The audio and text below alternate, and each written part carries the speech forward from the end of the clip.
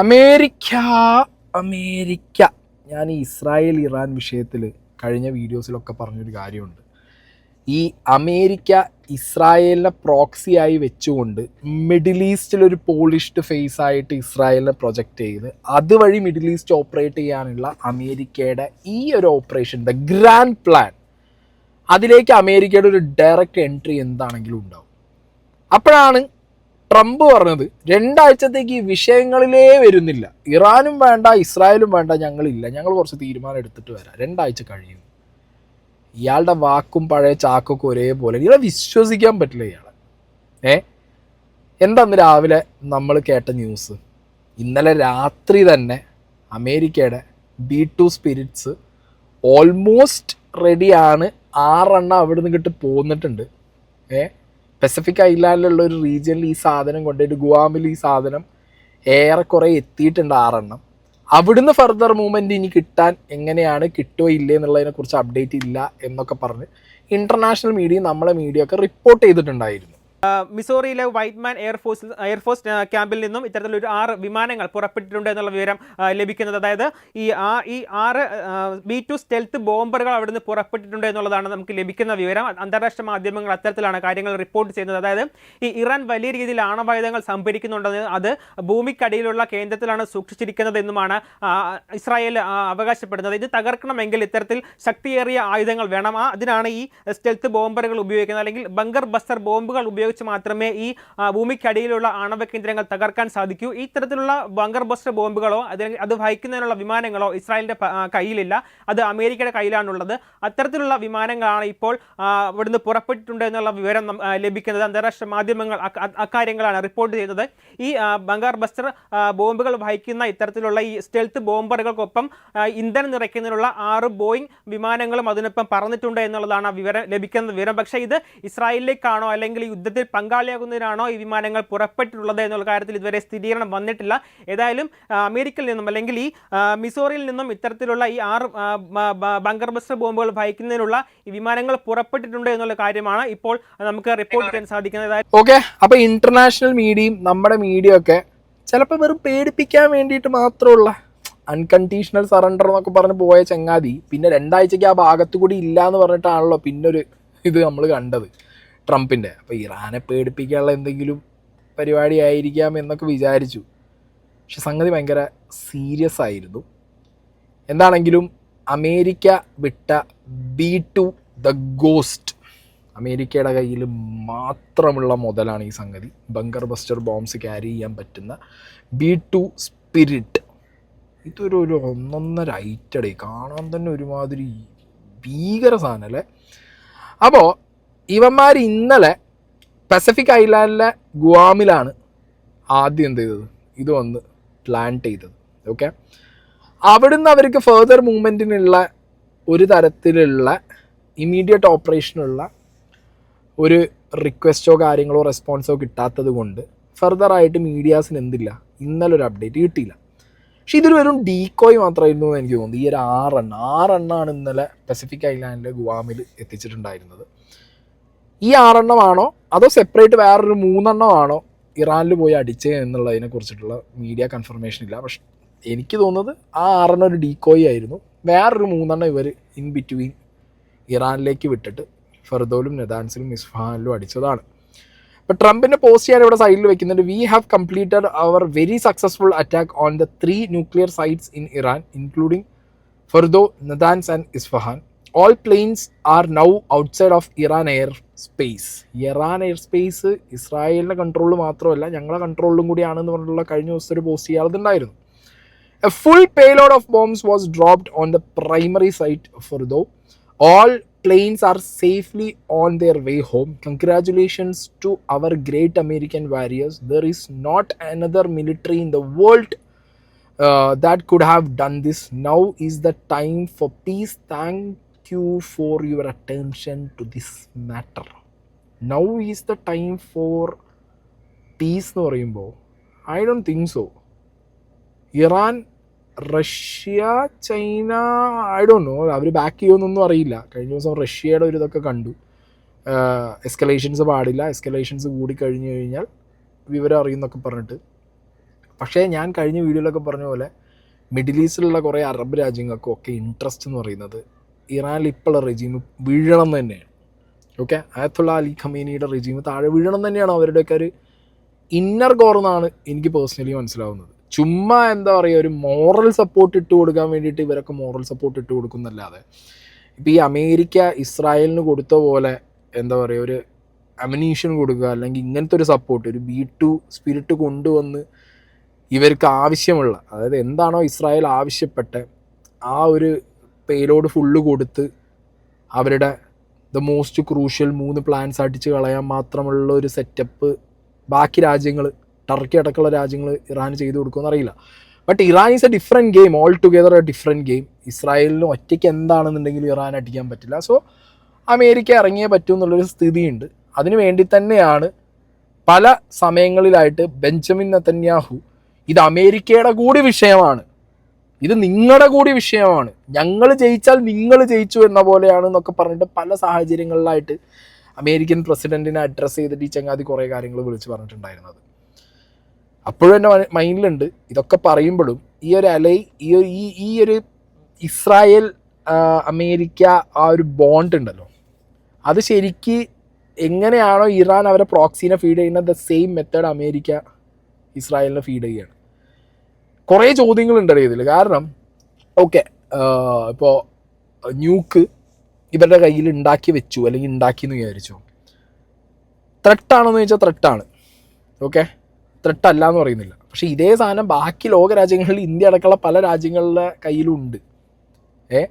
അവിടെയൊന്നും ഇല്ലാത്തൊരു ത്രെട്ട് എങ്ങനെ ഇറാൻ ലോകരാജ്യങ്ങൾക്ക് കൊടുക്കണമെന്ന് ചോദിക്കുമ്പോൾ അയത്തുള്ള അലി ഖമേനിയുടെ ഒരു റെജീം മൊത്തം അങ്ങനെയാണ്, അവർ ഈ സാധനം കൈ കിട്ടിക്കഴിഞ്ഞാൽ ലോകരാജ്യങ്ങളൊക്കെ ത്രട്ടൻ ചെയ്യുന്നുള്ളതായിരിക്കും ഇവരുടെ വാദം. അങ്ങനെയാണെങ്കിൽ പാകിസ്ഥാനിൽ ന്യൂക്കില്ലേ, പാകിസ്ഥാൻ അവരേക്കാൾ മോശമാണ്. ഇറാനെ കമ്പയർ ചെയ്യുമ്പോൾ പാകിസ്ഥാൻ വേസ്റ്റാണ്. ഇവന്മാരാണ് ഏറ്റവും കൂടുതൽ ഭീകരവാദം ഫണ്ട് ചെയ്യുന്നത്. അങ്ങനെയാണെന്നുണ്ടെങ്കിൽ ഇന്ത്യക്ക് ഈ പേരിൽ വരെ കയറി അടിച്ചുകൂടെ? അപ്പോൾ ഇത് അമേരിക്ക ദ വേൾഡ് പോലീസ് എന്നുള്ള ഒരു സാധനത്തിൻ്റെ മുകളിൽ ഇരുന്നുകൊണ്ട് ഞാൻ അപ്പൻ സുഭദ്ര ഞങ്ങൾക്ക് എന്തോ ആവാന്നുള്ള സ്ഥിതിക്കാണ് ഇവർ ഈ കളി കളിച്ചുകൊണ്ടിരിക്കുന്നത്. ഇത് എവിടെ ചെന്ന് അവസാനിക്കും എന്നുള്ളതിനെ കുറിച്ചിട്ട് ഒരു ഐഡിയ ഇല്ല മക്കളെ. കാരണം കഴിഞ്ഞ ദിവസമാണ് IAEA international atomic energy agency warn ചെയ്തത് ഇസ്രായേലിനെ, ഒരിക്കലും ഇറാൻ്റെ ന്യൂക്ലിയർ ഫെസിലിറ്റീസിൽ കയറി അടിക്കരുത്. കാരണം മിഡിൽ ഈസ്റ്റിൽ എങ്ങാനും ഇതിന്ന് ചോർച്ചയോ കാര്യങ്ങളൊക്കെ ഉണ്ടായി കഴിഞ്ഞു കഴിഞ്ഞാൽ വിചാരിച്ച രീതിയിലൊന്നും കാര്യം സെറ്റിലാവില്ല എന്നുള്ളത്. പക്ഷെ അവരതൊന്നും കേട്ടില്ല, അമേരിക്കയും കേട്ടില്ല. അവർക്ക് എന്തും ചെയ്യാന്നുള്ള രീതിക്ക് അവർ കയറി അടിച്ചു. ഇപ്പോൾ ഇറാൻ മിലിറ്ററിയുടെ ഭാഗത്തുനിന്ന് വരുന്ന കുറച്ച് റെസ്പോൺസ് എന്താണെന്ന് വെച്ച് കഴിഞ്ഞാൽ, Fordow has been completely emptied and evacuated for several months now. കുറേ മാസങ്ങളായിട്ട് ഇവർ യുറേനിയൊക്കെ എടുത്ത് മാറ്റിയിട്ടുണ്ട് ഫെർദോന്ന്. കാരണം ഇങ്ങനൊരു അറ്റാക്ക് അവർ മുൻകൂട്ടി കണ്ടിട്ടുണ്ട് എന്നാണ് അവർ പറയുന്നത്. US just entered the war, just entry ആയി. ഇനി സർപ്രൈസിന് നിങ്ങൾ റെഡി ആയിക്കുമെന്ന് പറഞ്ഞിട്ടൊരു ഫോട്ടോ ഒക്കെ, ട്രംപിൻ്റെ പോലത്തെ ഒരു ഫോട്ടോ ഒക്കെ കൊടുത്തിട്ട് അടിയിൽ ഇറാൻ്റെ ഒരു മിസൈലൊക്കെ വെച്ച സാധനമൊക്കെ ഇറാൻ ആർമി അങ്ങനെ ഒരു എക്സ്പോസ്റ്റൊക്കെ ഞാൻ കണ്ടു. ഈ B2 സ്പിരിറ്റ് എന്താണ് ഈ സാധനം? 1990 അതിൻ്റെ ഡിസൈൻ കാണുമ്പോൾ നമ്മൾ വിചാരിക്കും ദ മോസ്റ്റ് ഫ്യൂച്ചറിസ്റ്റിക് വൺ എന്നുള്ളത്. പക്ഷെ 1999 ഈ സാധനത്തിൻ്റെ സേവനം തുടങ്ങിയിട്ടുണ്ട്. ഏകദേശം 1989 ജൂലൈ 17 ഈ സാധനം ആദ്യ പറക്കലും ടെസ്റ്റിങ്ങും നടന്നിട്ടുണ്ട്. 1997 ഇതിൻ്റെ സേവനം അമേരിക്ക ഉപയോഗിച്ച് തുടങ്ങിയിട്ടുണ്ട്. 1999 ഇത് അമേരിക്കയ്ക്ക് വേണ്ടി സൈനിക നടപടികളിൽ പങ്കെടുത്തിട്ടുണ്ട്. ചില്ലറക്കാരനല്ല കേട്ടോ ഇവന്മാർ വേറെ ഗെയിമാണ് ഈ B2. ലോകത്ത് വേറെ ആർക്കും ഇങ്ങനത്തെ ഒരു സാധനം എന്തുകൊണ്ട് ഉണ്ടാക്കാൻ പറ്റില്ല അതെനിക്ക് മനസ്സിലാവുന്നില്ല. അഗെയിൻ ഇറാൻസ് റിപ്ലൈ ഞാനിവിടെ സൈഡിൽ വെക്കുന്നുണ്ട്. The enemies under the delegation that it had damaged our nuclear installation but we had already uncovered its conspiracy back in മാർച്ചിൽ തന്നെ അവിടെയുള്ള യുറേനിയം സാധനമൊക്കെ ഇവരെടുത്ത് മാറ്റി എന്ന് പറയുമ്പോൾ, അല്ലെങ്കിൽ ഇപ്പോൾ ഇത് ഉണ്ടാവുന്നതിൻ്റെ മുമ്പ് തന്നെ അവർ മാറ്റി എന്ന് പറയുമ്പോൾ അത്ര ഈസി ആയിട്ട് മാറ്റാൻ പറ്റുന്ന ഒരു സാധനമാണ്. ആ ഫെസിലിറ്റിക്ക് അകത്തുനിന്ന് ഇത്ര പെട്ടെന്ന് അവർക്ക് എടുത്താൽ മതി. ആ ഫെസിലിറ്റീൻ്റെ സൈഡിലൊരു മാപ്പ് ഞാനിവിടെ വയ്ക്കാം. ഇതാണ് ഫെർദോ ടണൽ. അതിൻ്റെ ചുറ്റുപാടും ഉള്ള നിങ്ങൾ നോക്ക്, സെക്യൂരിറ്റി പാരാമീറ്റേഴ്സ് നിങ്ങൾ നോക്ക്. ഈ ഒരു ഇത്രയും വലിയൊരു സെറ്റപ്പിൽ നിന്ന് പെട്ടെന്ന് അവർക്ക് എനിക്ക് തോന്നുന്നില്ല എടുത്ത് മാറ്റാൻ പറ്റും എന്നുള്ളത്. ഇനി ഇതിൻ്റെ ഔട്ട്കം എന്താണെന്നുള്ളത് ഇനി അറിയില്ല. മിഡിൽ ഈസ്റ്റിൽ എന്ത് സംഭവിക്കും, ചോർച്ച ഉണ്ടായാൽ അത് എങ്ങനെ നേരിടും എന്നുള്ളതിനെക്കുറിച്ചൊന്നും ഒരു ഐഡിയയും നമുക്കില്ല. ഇത് ചെറിയൊരു ഗെയിമായിട്ട് ആരും കാണും വേണ്ട. കാരണം നമ്മുടെയൊക്കെ ഒരുപാട് പേരുടെ ജോലി കിടക്കുന്നത് മിഡിൽ ഈസ്റ്റിലാണ്. ഒരുപാട് പ്രവാസികൾ ഇന്ത്യയിൽ, കേരളത്തിൽ നമ്മളിടയിൽ തന്നെ ഉണ്ട്. എൻ്റെ അച്ഛനടക്കം പ്രവാസിയാണ്. ഏത് രീതിയിൽ ഇതിൻ്റെയൊക്കെ ഒരു ഇമ്പാക്റ്റ് വേൾഡിൽ മൊത്തം വരുന്നുള്ളൂ. ആൻഡ് ഓബ്വിയസ്ലി ഓയിൽ പ്രൈസ് വലിയൊരു ഇഷ്യൂ ആണ്. സോ അതൊക്കെ നമ്മൾ മുൻകൂട്ടി കണ്ടറിഞ്ഞില്ല എന്നുണ്ടെന്നുണ്ടെങ്കിൽ വളരെ വളരെ കൈവിട്ട അവസ്ഥയിലേക്ക് എന്താവും കാര്യങ്ങൾ പോകും. അത് മാത്രമല്ല, ഇറാൻ്റെ കയ്യിൽ ഈ കാണുന്ന രീതിയിലുള്ള ഒരു പടക്കോപ്പും കാര്യങ്ങളൊക്കെ ഉള്ളതിനേക്കാൾ കൂടുതൽ അവരിൽ ഹോർമോസ് കടലെടുക്കുന്നുണ്ട്. അത് അവരുടെ കൺട്രോളിലാണ്. ഹോർമോസ് ജലപാത എന്ന് പറഞ്ഞ സംഗതി അത് ആഗോള സാമ്പത്തിക സ്ഥിതിയെ വരെ പിടിച്ചു കുലുക്കാൻ കപ്പാസിറ്റി ഉള്ളതാണ്. ഇറാൻ അത് അടച്ചു കളഞ്ഞാൽ കളി വളരെയധികം മാറും. ഇതുവരെയും ഉണ്ടാതിരിക്കുന്ന അറബ് രാജ്യങ്ങൾക്കൊക്കെ 8ൻ്റെ പണി കിട്ടിയ അവസ്ഥയിലാവും. കാരണം ഇതിൽ ലോക രാജ്യങ്ങളുടെ എണ്ണ കയറ്റുമതി എന്ന് പറഞ്ഞ പരിപാടി ലോകത്തേക്ക് പോകുന്നതിൻ്റെ ഏകദേശം 20 മുതൽ 25% ഈ ഹോർമോസ് കടലെടുക്ക് വഴിയാണ് നടന്നുകൊണ്ടിരിക്കുന്നത്. അത് UAE ഉണ്ട്, കുവൈത്ത് ഉണ്ട്, സൗദി അറേബ്യ ഉണ്ട്. എല്ലാവരതും ഇറാഖ് അടക്കം തുടങ്ങിയ എല്ലാവരതും ഈ ഒരു വഴിയാണ്. അതും എണ്ണ മാത്രമല്ല, പ്രകൃതിവാതകവും അതിൻ്റെ ഗതാഗതവും ഒക്കെ ഈ ഒരു ഹോർമോസ് കടലെടുക്ക് വഴി ആണ് നടക്കുന്നത്. അത് ഭയങ്കര ഇമ്പോർട്ടൻ്റ് ആണ്. സോ അവർക്കിപ്പോൾ ഈ പറഞ്ഞ ആയുധം വെച്ചുള്ള തിരിച്ചടി മാത്രമല്ല, അവർക്ക് ഇതേപോലെ ടാക്റ്റിക്കലായിട്ടുള്ള പരിപാടിയും ഇറാന് വേണമെങ്കിൽ ചെയ്യാൻ പറ്റും. അതൊക്കെ ചെയ്ത് കഴിഞ്ഞ് കഴിഞ്ഞാൽ ഇവിടെ ഇപ്പം ഞാൻ ഈ കാറിലിരുന്ന് എണ്ണക്കെട്ടി AC ഒക്കെ ഇട്ടിരിക്കുന്ന പരിപാടിയൊക്കെ നിർത്തിയിട്ട് ഇലക്ട്രിക് കാർക്ക് മാറേണ്ട ഒരവസ്ഥയ്ക്ക് കാര്യങ്ങൾ പോകും. സോ അത്ര ഈസി ആയിട്ടുള്ള പരിപാടിയായിട്ട് ആരും കാണണ്ട. എന്താണെങ്കിലും അമേരിക്ക ഡയറക്റ്റായിട്ട് എൻ്റർ ചെയ്തിട്ടുണ്ട്. ഇനി ചൈന ഇറങ്ങുമോ അപ്പുറത്ത്, റഷ്യ ഇറങ്ങുമോ ഇറാനെ ഹെൽപ്പ് ചെയ്യാൻ, അതോ ടർക്ക് ഇറങ്ങുമോ ഹെൽപ്പ് ചെയ്യാൻ എന്നുള്ളത് അറിയില്ല.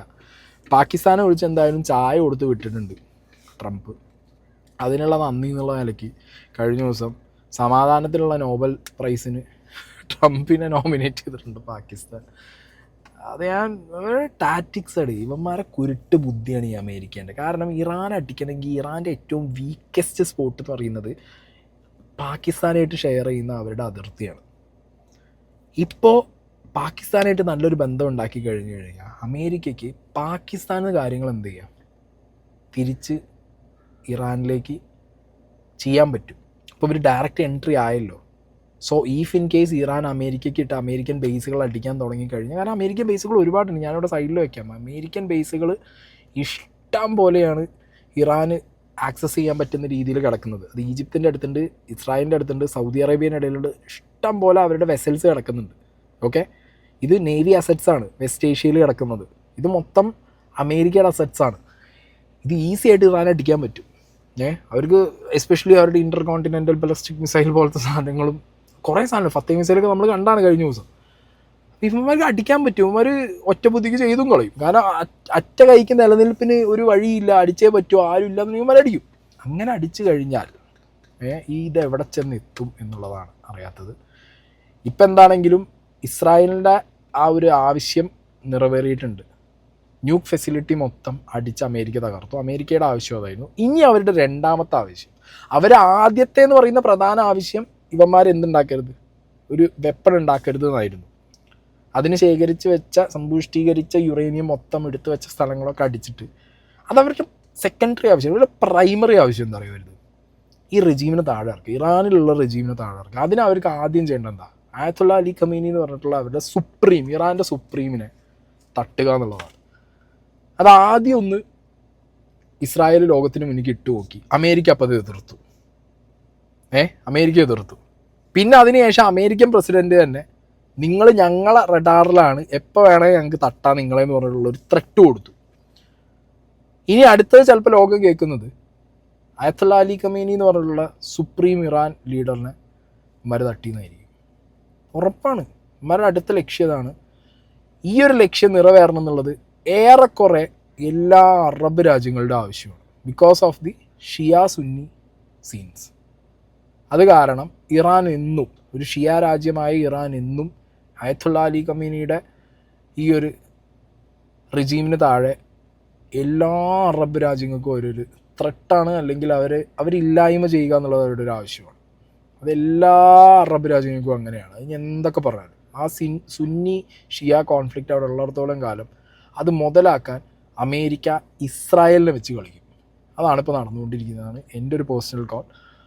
ലെറ്റ് സി ഇനി എന്തുണ്ടാവും എന്നുള്ളത്. ഓൾറെഡി ഇറാൻ നല്ല അടി കൊടുക്കുന്നുണ്ട് ഇസ്രായേലിൽ. പക്ഷേ ഇസ്രായേൽ ഇപ്പോൾ ഈ പറഞ്ഞ പോലെ കുറച്ചും കൂടിയും അവരുടെ അയൺ ഡോമോ അവരുടെ ബാക്കി ഡേവിഡ് സ്ലിങ്ങും സാധനങ്ങളൊക്കെ പൊളിഞ്ഞ് വീണാലും അവർക്ക് അമേരിക്ക ബാക്കപ്പ് കൊടുത്താൽ അവർക്ക് എന്ത് ചെയ്യാം, അവരുടെ ഉപകരണങ്ങൾ മാത്രമല്ല പുറത്ത് ബൗണ്ടറീസിൽ നിന്ന് അമേരിക്കയ്ക്കും എന്ത് ചെയ്യാം, ഈ ഇൻകമ്മിങ് പ്രൊജക്ടൈൽസിന് അടിച്ചിടാൻ പറ്റും. അത് നടക്കുന്നുണ്ട് ഒരു പരിധി വരെ. അല്ലാതെ ഇസ്രായേൽ ഒറ്റയ്ക്ക് പിടിച്ച് നിൽക്കാൻ പറ്റില്ല ഒരു കാര്യം. രണ്ടാമത്തെ കാര്യം, അവിടുത്തെ ബങ്കേഴ്സിലേക്ക് ആളുകളെ മാറ്റി ആളുകളും അതിന് ഭയങ്കര യൂസ്ഡ് ആണ്. ഇസ്രായേലി ജനത അതിന് ഭയങ്കര യൂസ്ഡ് ആണ്. അവർക്ക് ഈ പ്രൊജക്ടൈൽസ് വരുന്നതിൻ്റെ ഒരു 5 മിനിറ്റ് 10 മിനിറ്റ് മുന്നേ അടുത്തുള്ള ബങ്കേഴ്സിലേക്ക് കയറാൻ പറയും, അവർ കയറും. മനസ്സിലായോ? അപ്പോൾ പ്രത്യക്ഷത്തിൽ നാശനഷ്ടങ്ങൾ എന്താണെങ്കിലും ഇറാൻ ഇസ്രായേലിൻ്റെ മുകളിൽ ഉണ്ടാക്കാൻ പറ്റും.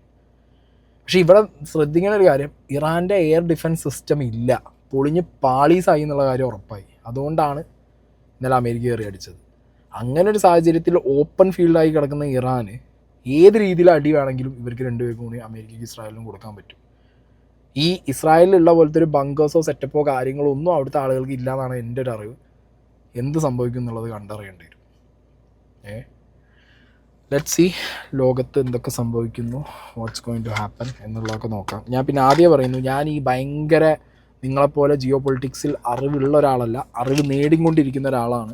സോ ഞാൻ അറിയുന്ന അറിവുകളും എനിക്ക് മനസ്സിലാവുന്ന കാര്യങ്ങളും എൻ്റെ പേഴ്സ്പെക്റ്റീവും ഒക്കെ നിങ്ങളിൽ നിന്ന് ഡിഫറൻസ് ഉണ്ടാവും. സോ റെസ്പെക്റ്റ്ഫുള്ളി നിങ്ങൾക്ക് നിങ്ങളുടെ അഭിപ്രായങ്ങൾ ഇടാം, കമൻറ്റ് ചെയ്യാം. ഓക്കെ.